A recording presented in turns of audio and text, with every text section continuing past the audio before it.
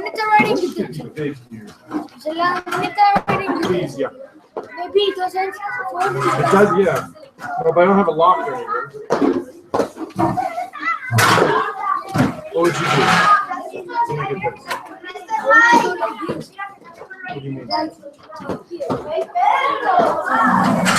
Oh, the lock things? No.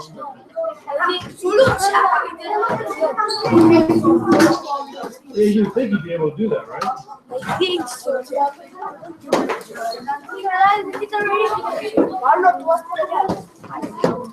So that thing is evil. What's evil? It's there. It's not evil. It's just, it serves a purpose.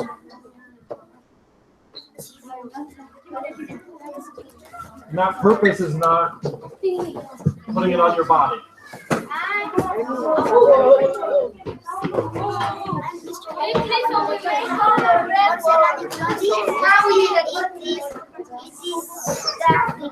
No, Ilana. Hey, just look at this light. It's waiting on eye contact and quiet. It's eye contact and quiet. Right now I have 3 people not looking at me. So you're not at the majority. There's 1 person not looking. I have 1 person not looking.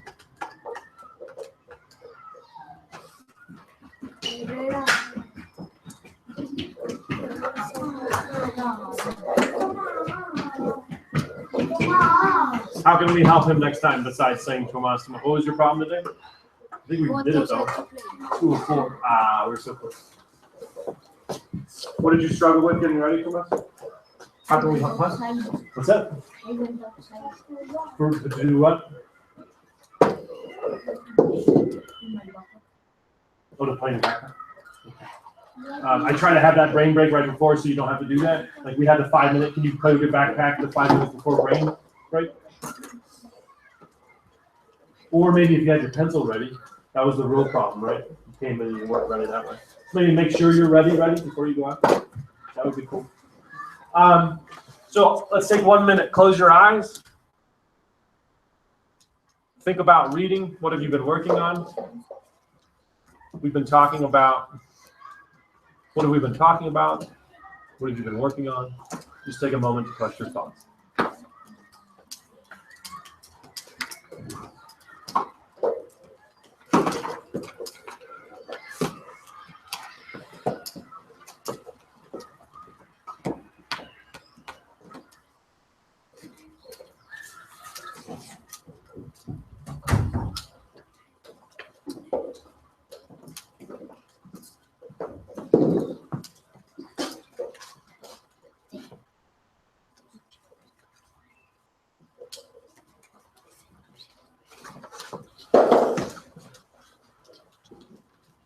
All right. We've been talking a lot about characters. We've been talking about what motivates them, how they're different. Okay, that's too much then. If it hits the floor again, then it's gone.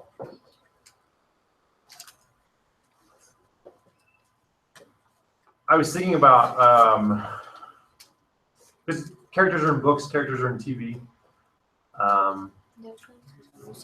And if I think about a book that I've been reading, it's kind of taken me a long time to kind of get into it. But there's this villain in it. There's this guy who's does super awful things.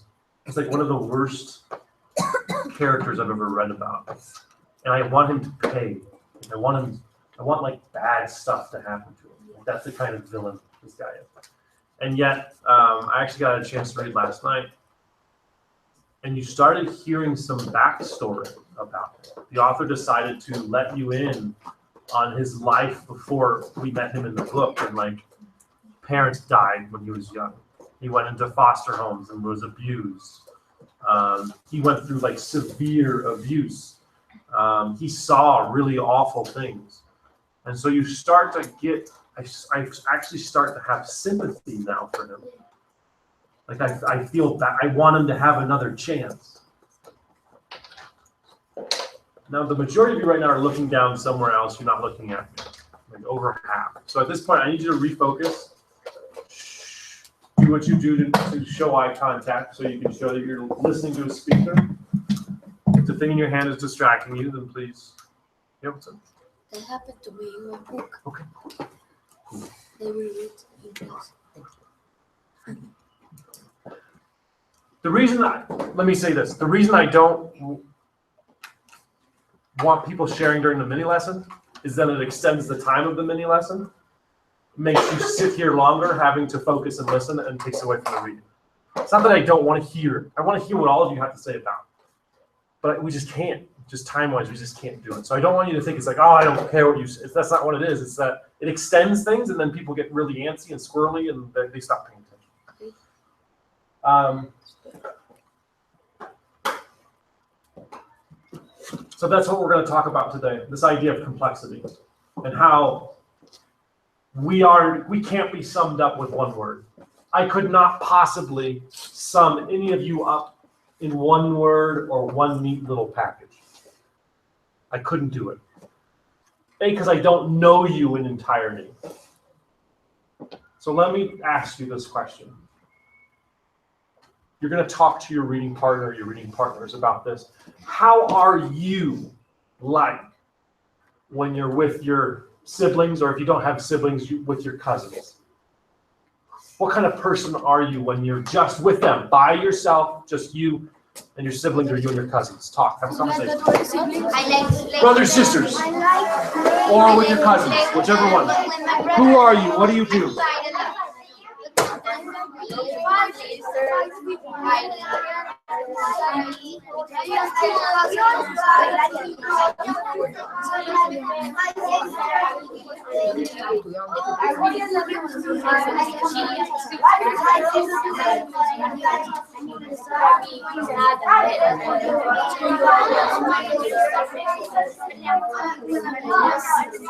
Also because my cousin is going to go to university, which later for example, it's weird. He would never do that to me. He would always get sad. All right, wrapping up our conversation in 5, 4, 3, 2, 1, 0. What are you like on the first day you try something new? Maybe it's the first day of a new class. Maybe it's the first day of school. Maybe it's the first time you visit someplace. Who are you then? Have a conversation. I am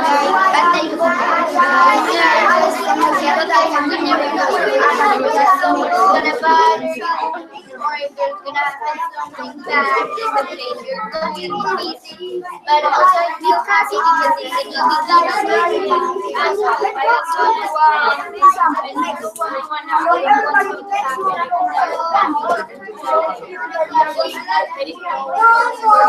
Remember to turn. Remember turning. Don't wait, turning, says Jacob. Turn. Martin, turn. Since you have a problem, turn.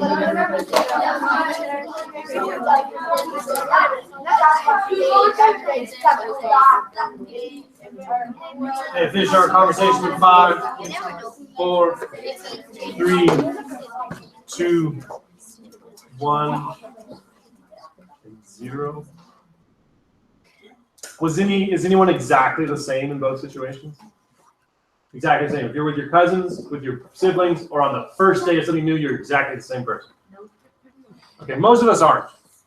Most people aren't. Most people change depending on the situation. So what you can think about is you can kind of think about characters and think about lives and use this to kind of separate. This is called a T-chart. So if I think about myself in different situations, I could list myself like cooking, I'm one way. When I'm teaching, I'm another. You know, who am I in the kitchen? Who am I with my kids? Who am I with my students? There are some similarities, there are some differences. So if we think about characters from a book, let's think about cysteine. So what I want you to do right now is open up your reading journal and make a T. And on one side, we're going to talk about cysteine with strangers.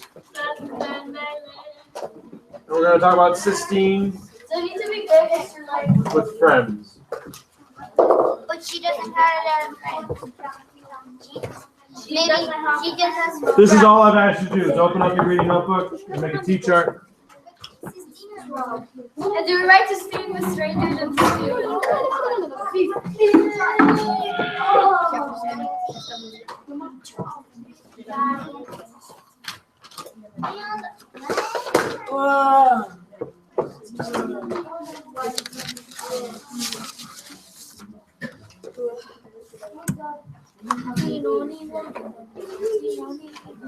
Mr. Light, and Elizabeth SW, STM, SW.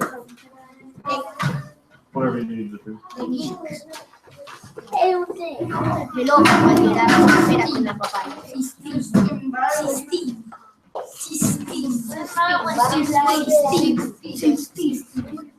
Okay. Sorry. I don't understand why anyone is leaving.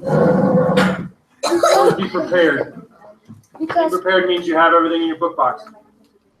All right, so I'm going to read a passage at some point that kind of reveals cysteine in another light. But when we talk about cysteine with strangers, so people that she's not familiar with, what are some words that we can use to describe her? Me? Rude. Selfish. Selfish. Anything else? Kind of ignorant. Ignorant? We can talk about persistent or ignorant. We can talk about persistent. Another you can call hard-headed. So if someone is or stubborn, maybe is a better word than persistent. You read that. Yep. What's the one at the beginning? Mean. Well, we're just putting some ideas down. So now I'm going to read from chapter 12. We got to walk through the woods, Rob said. He looked doubtfully at Sisteine's bright dress and shiny black shoes. So remember, this is who we're talking about, is someone who is mean, rude, selfish, ignorant, and stubborn. That's what we've defined Sistine to be. But with the strangers. So let's look at her again here. We got to walk through the woods, Rob said. He looked doubtfully at Sistine's bright dress and shiny black shoes. You can give me some of your clothes to wear, she told him. I hate this dress anyway.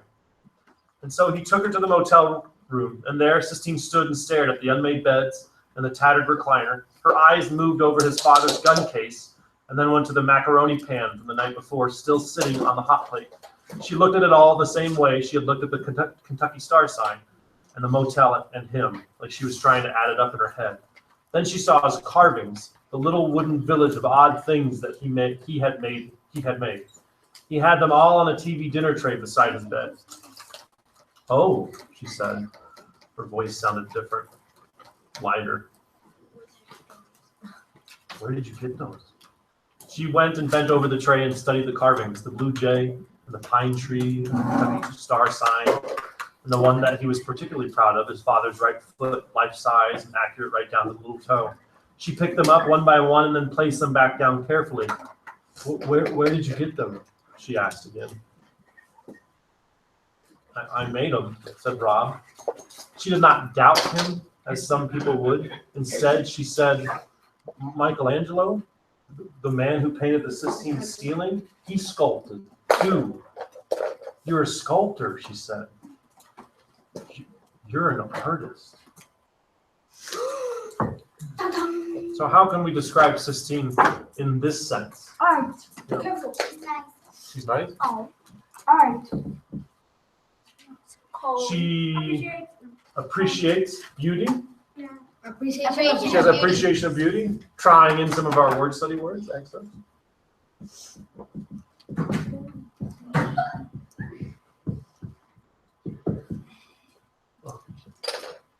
Anything else we can say?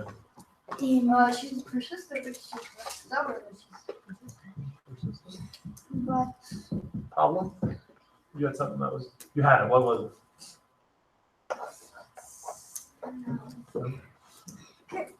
she is over here. She's a caring. She cares? Think she's a caring person? She's observant. She's observant. Social respect. Just respect? Caring or cares? Caring. Yeah, this whole thing where she took him on his word, she's trusting, she's careful. She didn't judge him, right? So start thinking about the characters in the books that you read. And if you're not noticing them being different, maybe pay more attention to your reading. There shouldn't be any book that you're reading where the character is just the same all the time. There will be some small characters that are like that are the same all the time. But your main characters normally, they change depending on the situation. So as you're reading, that's what I want you to think about. They're complicated. It depends on what's happening. They make certain choices. Depends on the people they're with. And it might depend on the inside, what they're thinking about, and the outside, what they actually do. A lot of times people have something in mind, but they don't act that way. So kind of think about that as you're reading tonight. Okay, making your theories about character. From this point, we're just going to our reading spots, getting our books out, getting our reading logs out. I'm telling the time once, and I'm writing it up here. I'm not going to answer anyone about the time. It's 9:40. Our record is 3:13. Let's beat it.